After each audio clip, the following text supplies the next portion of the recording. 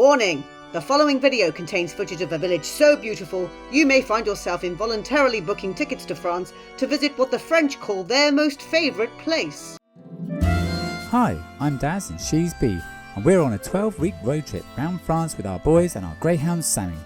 Join us as we explore the history, beauty and fun we can squeeze in while getting to grips with the challenges of working and home educating on the road as a family in France, living a life less ordinary as we escape in the motorhome.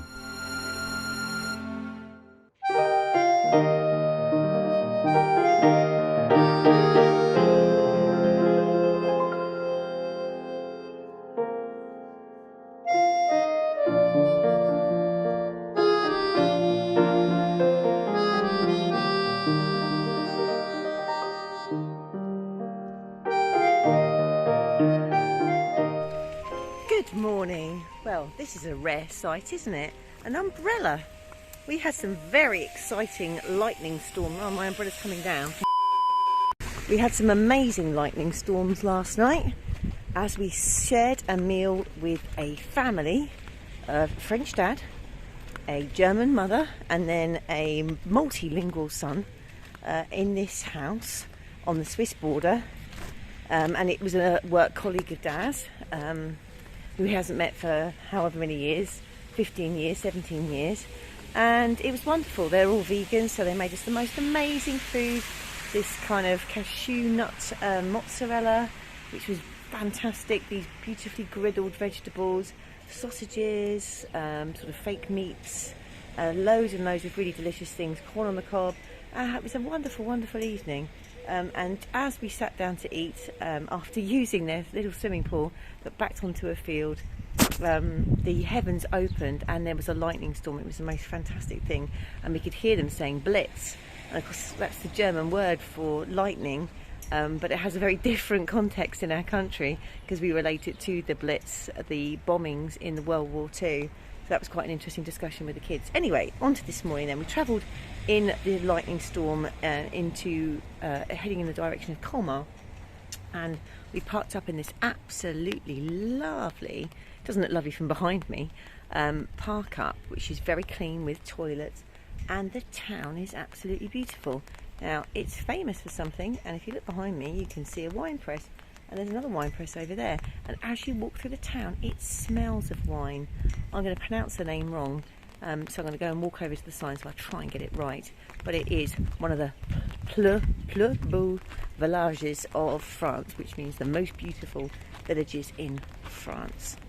So this is the village of Eguisheim. I'm presuming it's pronounced Eguisheim. It sounds very German because there is a big German influence here. And in fact, there was the Pope that was born out of Eguisheim, and he is celebrated in this town because I believe there's a hotel named after him. He is Saint Leon the Ninth. So he was a Pope and was canonised in the Middle Ages. So the central village is very small, and it's a series of concentric circles leading to a chateau in the middle, and it's called the Village in the Round, and it's very popular with the residents of France. It was voted the French people's favourite village a few years ago. So here we have the Wolfberger wine distributor, winemaker, and we are in the Alsace region. So if you're described as being in the Alsace region, a person from the Alsace, you are an Alsatian. There you go. There we go. There's the Pope's Farm or Hotel, Hostellerie de Pope. And look how the mist has descended in the background. It's a very curious weather. I think we're in for this all weekend. I, for one, am completely grateful for the fact it's cooled down a little bit. I feel like everywhere you turn there is a reminder of this town's close association with wine. I can smell it now. It was here in this wine domain we're just approaching now. You can actually smell the wine. It's really strong.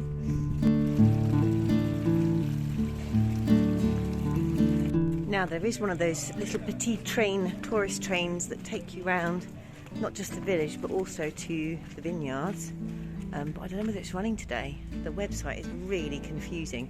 It runs on Tuesdays and Thursdays, but then it won't run on these particular days in August, but then it will run every day in August.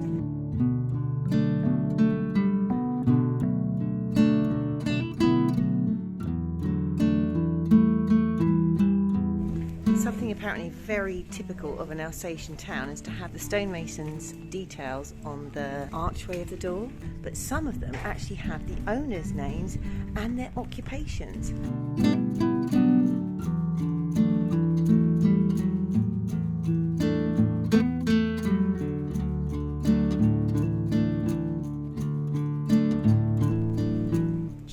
Signature.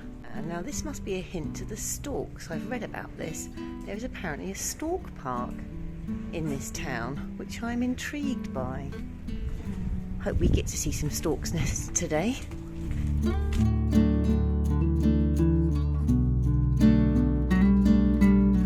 It's the first one that looks like a picture. It's got cogs on it. I wonder if that is some reference to wine growing or wine producing.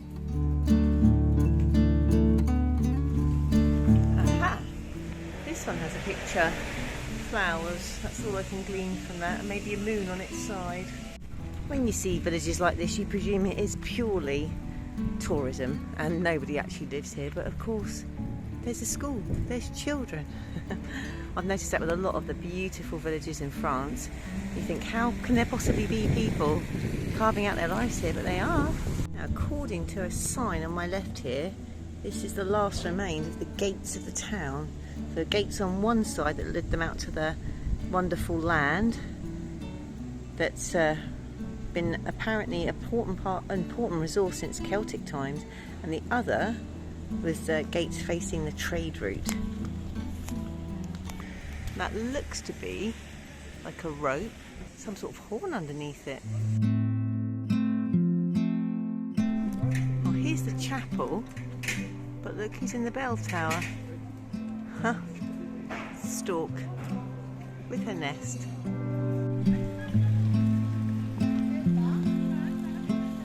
And there's the Pope himself. So this is the castle on the left and the chapel on the right, and in the Roman times it was more of a fortification, and then over time it changed into what we have today. Ditches disappeared, and then it was the Pope that was actually born in the castle too. So as well as the inhabitants of the house writing their initials and the date that they moved into the house on the underside of the window ledge, there was often an inscription that referenced Jesus Christ as well, in the hope that he or the Holy Spirit would keep them safe from harm and away from danger whilst they lived in their house. On the side, that probably would go onto the top of a horse saddle, and then the two horses would go round and round, and it would go down this street and down to the west of the. And we were just looking at the super wonkiness of this building. So this house has really gone to town on the old inscriptions. I don't know whether this is a modern take on it or whether this is an old one that's been maintained, but we've got an I and S and a heart, and then maybe the year that they moved in, and then an inscription up here to keep them safe in their house.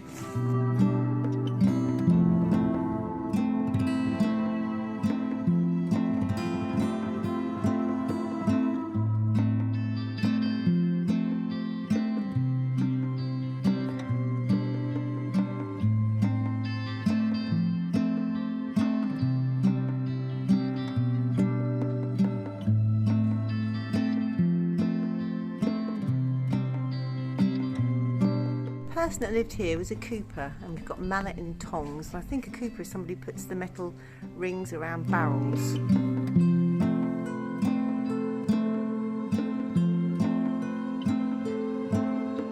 We've seen so many stork nests over the last couple of hours. It's really interesting seeing the stork references all around the town.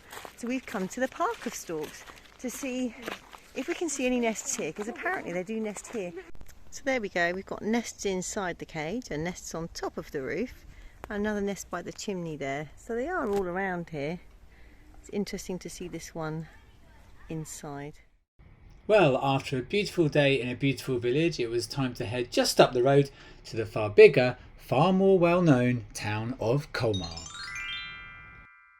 Good evening all. And we are about a 15-minute walk away from Colmar, and we're in not the most attractive looking motorhome area, but it feels a bit more secure, because some of the other ones that are advertised around Colmar have got some reviews that suggest people didn't feel safe, or perhaps some things were broken into. So for 24 hours it's cost us around €18, and it includes a tourist tax as well. It will cost you even more if you want to have water and waste, and it will cost you even more once again if you want to have electricity. You apparently only a 20-minute walk into Colmar, which is a beautiful, beautiful town. However, we are in such a beautiful town today, I don't know how we're going to be able to top that. So I'm cooking a pretty basic curry for the curry fans in the house, and making a kind of savoury version with rice for my 2 non-curry fans. I've booked Sammy in for his worming tablet to either 24 hours before or up to 5 days before he has to have that worming tablet. He's going to have that worming tablet in a place that was recommended by a Facebook group that is all about the animal health certificate, and people that have used these services have recommended certain vets, and what I looked for was one that was on the way into Paris. So we're staying in a Paris campsite next week for 3 nights so that we can explore Paris properly with Sammy as well, and with Phoenix because he hasn't really seen it. And I thought if I get a vet just to the east of that campsite, it will work out pretty well for time.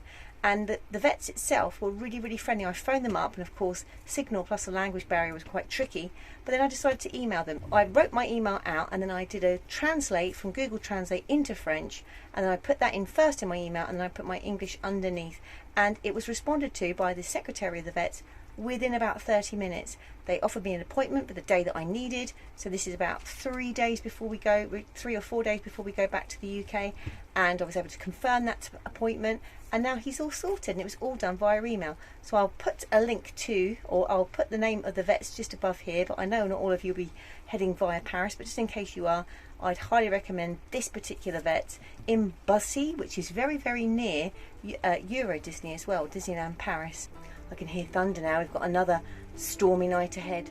That's all for now. Join us next time when we battle with the weather, battle with some bugs, battle with some neighbours. So, yeah, I had to do what I felt was right this morning. But thankfully we're rewarded with beauty by the bucket load and scenes that are fit for a Disney fairy tale. And besides the train tour, we check out some other touristy things, including a rather odd all year round Christmas shop. And for my pharmacy fans out there, I haven't forgot about you. Check out my latest collection.